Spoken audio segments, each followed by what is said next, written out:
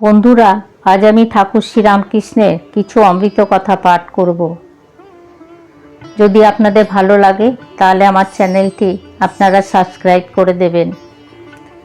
স্বামী অদ্ভুতানন্দ অর্থাৎ লাটু মহারাজ বলছেন, সেদিন ঠাকুর যখন থিয়েটার দেখতে গেছিলেন গিরিশবাবুর ওখানে, গিরিশবাবু ঠাকুরকে বলেছিলেন ওনার ছেলে হতে। ঠাকুর বলেছিলেন, আমি কেন তোমার ছেলে হব? এই নিয়ে গিরিশবাবু অনেক গালিগালাজ করেছিলেন ঠাকুরকে। তা সেই থিয়েটারের ঘটনা ভক্তরা সব শুনলেন। সবাই তখন বললেন, এমন লোকের কাছে আর যাওয়া উচিত না আপনার। রামবাবুও শুনেছিলেন, তাই পরদিন দক্ষিণেশ্বরে গেলেন। রামবাবু আসতেই ঠাকুর বললেন, রাম, তুমি কি বলো? রামবাবু বললেন, দেখুন, কালীয় সাপ যেমন কৃষ্ণকে বলেছিল, প্রভু আমায় বিষ দিয়েছেন, আমি অমৃত পাবো কোথায়? গিরিশবাবুরও সেই দশা, তিনি অমৃত পাবেন কোথায়? তার উপর আপনি বিরক্ত হচ্ছেন কেন? রামবাবুর কথা শুনে ঠাকুর বললেন, তবে চলো রাম, তোমার গাড়িতেই একবার সেখানে যাই। এই না বলে তিনি হামাকে, রামবাবুকে আরও দু একজনকে সঙ্গে নিয়ে গাড়িতে উঠলেন। ওধারে গিরিশবাবুর মনে ভারী দুঃখ হয়েছিল। খাওয়া দাওয়া ছেড়ে বসে কেবল দিনভর কাঁদছেন। সন্ধ্যায় কিছু আগে আমরা তার বাড়িতে গেলাম। ঠাকুর এসেছেন শুনে তিনি কাঁদতে কাঁদতে নেমে এলেন। তাকে দেখেই মাটিতে শটাং শুয়ে পড়লেন। ঠাকুর যখন বললেন, হয়েছে হয়েছে, তখন তিনি মাটি ছেড়ে উঠলেন। পরে কত কথা বললেন। সেদিন গিরিশবাবুকে বলতে শুনেছি, আজ যদি তুমি না আসতে ঠাকুর, তাহলে বুঝতাম তুমি এখনো নিন্দা স্তুতিকে সমান জ্ঞান করতে পারোনি। তোমার পরমহংস নামে অধিকার আসেনি। তুমি আমাদেরই মতো একজন লোক ভারিয়ে খাও। আজ বুঝেছি তুমি সেই আর আমায় ফাঁকি দিতে পারবে না। এবার আমি আর তোমায় ছাড়ছি না। আমার সব ভার তোমার ওপরে দিলাম। বলো, তুমি আমার ভার নেবে, আমায় উদ্ধার করবে? একবার কেশববাবুকে দেখতে গিয়েছিলেন। কেশববাবু তখন খুব অসুখ করেছে।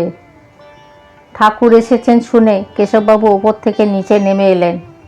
ঠাকুর তার অসুখ দেখে বলেছিলেন, এবার মায়ের ইচ্ছা বুঝতে পারলাম না। তারপর 3-4 মাসের মধ্যে কেশববাবু দেহ রাখলেন। আরেকবার অসুখ হয়েছিল কেশববাবুর। ঠাকুর তার জন্য সিদ্ধেশ্বরীর কাছে দাবচিনি মেনেছিলেন। কেশববাবু ভালো হলে ঠাকুর সিদ্ধেশ্বরীর কাছে পুজো পাঠিয়েছিলেন। সিথির বাগানে ঠাকুরকে নিয়ে কেশববাবুর দলের লোকেরা খুব উৎসব করতেন। সব বড় বড় লোক আসতেন। সেখানে আমি তো তোমাদের শিবনাথ শাস্ত্রীকে প্রথম দেখি। শিবনাথকে ঠাকুর বড় পেয়ার করতেন। বলতেন, এক গাঁজাখোর অপর এক গাঁজাখোরকে দেখলে যেমন খুশি হয়, তোমায় দেখলে আমি তেমন খুশি হই। বাকি শিবনাথ শাস্ত্রী বড় বেশি ওনার সাথে দেখা করতেন না। একদিন তার আসার কথা ছিল, এলেন না। এই না দেখে ঠাকুর কি বললেন জানো? আসবো বলেছিল, এলো না, এটা ভালো নয়। কথার খেলাপ করতে নেই। কলিকালে সত্যই তপস্যা। যার সত্যে আঁট নেই তার ভগবান লাভ হয় না। সত্যে আঁট না থাকলে শেষে সব নষ্ট হয়। একদিন মণিমল্লিককে বললেন ঠাকুর, দেখো গো, তুমি ভারী হিসাবি, এত হিসাব করে চলো কেন? ভক্তের যত্র আয় তত্র ব্যয়। ঠাকুর মণিমল্লিককে দক্ষিণেশ্বরে এলে জিজ্ঞাসা করতেন, আজ কিসে এলে গো? মণিমল্লিক বাড়ি থেকে গড়ানহাটা পর্যন্ত হেঁটে আসতেন। সেখান থেকে শেয়ারের গাড়িতে বরানগরে নামতেন। সেখান থেকে হেঁটে দক্ষিণেশ্বরে আসতেন। তাই ঠাকুর একথা জিজ্ঞাসা করতেন। এক একদিন রোদে তার মুখ লাল হয়ে যেত। তাই না দেখে ঠাকুর তাকে বলতেন, দেখো, এত কষ্ট করে তুমি আসো কেন? তুমি একখানা গাড়ি করে এলেই তো পারো। তাতে উনি কি বললেন জানো? উনি বললেন, আমি যদি গাড়ি চড়ি, আমার পরে যারা থাকবে তারা তো জুড়ি চাপবে। আপনি তো বলেন সংসারী ছেলেপুলের জন্য উপায় করতে হবে, তা উপায়ের করি দান করতে হবে, আবার তাদের জন্য কিছু সঞ্চয় করে রেখে যেতে হবে, তা না হলে ছেলেপুলেরা গালিগালাজ দেবে। একদিন তীর্থ ভ্রমণ করে এসে মণিমল্লিক ঠাকুরকে বললেন, তীর্থে সাধু সন্ন্যাসীরা বড় পয়সার জন্য বিরক্ত করে। তাতে ঠাকুর কি বললেন জানো? সাধু সন্ন্যাসীরা দু একটা পয়সা চায়, তা দিতে তোমার এত বিরক্তি লাগে? এ মন নিয়ে তো তীর্থে যাওয়া উচিত না। তীর্থে দান করতে হয় গিয়ে। সন্ন্যাসীরা তো আর রোজগার করে না, দু এক পয়সা তাই তাদের চাইতে হয়। দুনিয়ায় সব সুখ তোমরা ভোগ করবে আর সাধুরা সব ত্যাগ করে যাবে, ওরা বুঝে হাওয়া খেয়ে থাকবে? একবার রাখাল ভাইয়ের দেশে বড় জলকষ্ট হয়েছিল। ঠাকুর মণিমল্লিককে একটা পুকুর কাটিয়ে দিতে বলেছিলেন। মণিমল্লিকের এক ছেলে মারা যায়। ঠাকুরের কাছে এসে একদিন খুব দুঃখ জানাচ্ছেন।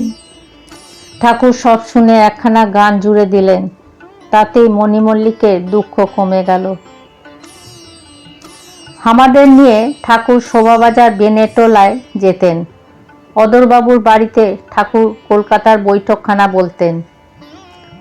অদরবাবুর বাড়িতে হামেশা উৎসব হতো, আর তিনি আমাদের খুব খাওয়াতেন। অদরবাবু মা ভারী ভক্তিমতী ছিল। ভাদ্র মাসে যখন আমের দর চড়ে যেত, তখন তিনি ল্যাংড়া আম আর মর্তমান কলা আর কড়া পাকের সন্দেশ পাঠিয়ে দিতেন। ঠাকুর অধরবাবুর দেওয়া জিনিস খুব খেতেন। একদিন ওনার বাড়িতে আমাদের সব নিমন্ত্রণ ছিল, বাকি রামবাবুকে উনি বলতে ভুলে গেছিলেন। রামবাবু তাতে ভারী দুঃখিত হয়েছিলেন। রামবাবু ঠাকুরকে অভিমান করে বলেন, আমাদের বাদ দিচ্ছেন, আমরা এত কি অপরাধ করেছি? ঠাকুর এই কথা শুনে রামবাবুকে বললেন, দেখো রাম, নিমন্ত্রণের ভার ছিল রাখালের উপর, রাখাল তোমায় বলতে ভুলে গেছে। রাখালের উপর তোমার অভিমান করা কি সাজে? ও তো ছেলে মানুষ।